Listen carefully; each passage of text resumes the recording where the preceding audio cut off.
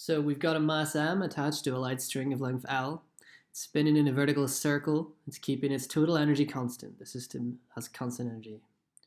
Okay, so we can use conservation of energy in this question. That's what that's telling us. Our goal is to find the difference in tension between the string at the top and most bottom points of this system. So let's try and sketch it. Okay, so I have a circle here, and let's say we will have, the origin here, and we'll have our particle sort of spinning. And just my personal preference, I like having the angle always from the vertical, like this. Let's say it has radius A. Here's our particle here. Let's mark on the forces in sort of a red color what's acting on the particle here. So we've got, let's say it has mass m, which is said in the question. So we have mg acting downwards, tension acting inwards.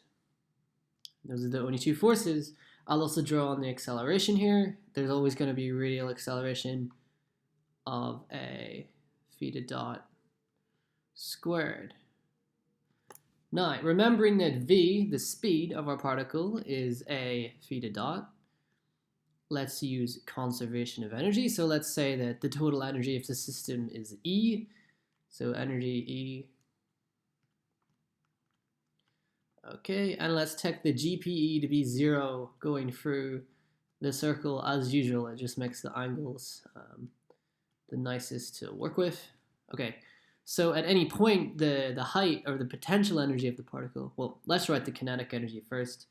So I'll conserve energy in red down here. So we have a half mv squared, obviously, for the kinetic energy, but, v is that, so half a theta dot squared, so half ma theta dot squared plus, now the potential energy is going to be the mass times g times the height above the origin at any point, which we can see is just going to be a cos theta, okay? All right, so this is conserved, so this is always a constant. So let's write E, or maybe E naught, to signify as a constant. I don't really know. Well, we can just write E. I mean, there's only going to be one energy in this problem. Right, what else? We can do F equals ma really. So consider all the forces acting inwards. At this point, we have the tension is acting inwards. We also have a component of the weight going in like this. So mg cos theta, and that must be equal to the mass times a theta dot squared. So we're going to have the tension being ma theta dot squared minus mg cos theta. So the tension will vary with theta. You can see that as the particle is at the top of the circle, tension will be acting in the same direction as the weight, and when it's at the bottom of the circle, tension will be acting away from the weight. So maybe we expect it to be, to have different values. Okay, so this is the tension. This term, I mean, you can maybe imagine that's hard to plug in a value of theta to, so maybe we will use this equation to make a theta dot squared the subject of that, right? So what I can do here is rearrange the conservation of energy equation. So I have let's see, a theta dot squared. We'll keep it like that for a minute so it's clear what I'm doing. This is going to be twice the energy, and then I'm going to take that, I'm going to move that term across. Like that, okay? And then I guess I'm going to divide by A so that we can actually substitute that in there. Okay, so we know that a theta dot squared is just simply, 2 over A E minus mg A cos theta. All right. So let's get let's substitute that in so we can have an expression for the tension at any point. Okay, so the tension at any point is going to be equal to, 2 over A E minus mga cos theta then we're going to have another minus mg cos theta.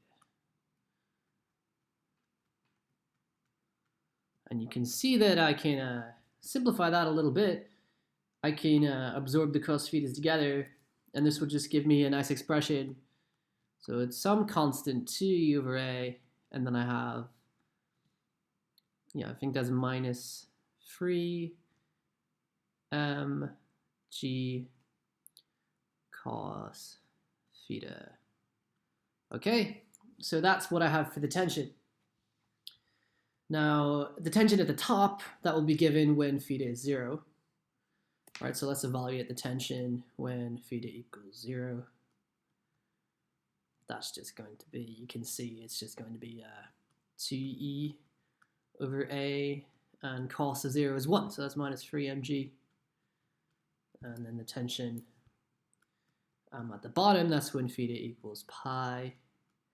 That's going to be 2e over a plus 3 mg. As we expected, it's bigger. Now notice that this really doesn't depend on what the energy is. So the difference between the two tensions, the difference between this guy and this guy, it doesn't really depend on what the energy is. If I subtract them, obviously that's just going to cancel out because it's the same. And we get the difference in tension to be 6 mg. So I guess if you wanted to, you could have set E to be any real constant, maybe 0 even at the start, if that's easier for you to work with this question. But that's essentially what we did. We just used conservation of energy, and again, F equals ma, and it's just about setting up your diagram in the right way and trying to figure out exactly what the question is asking you to do. And then, yeah, I hope that was helpful.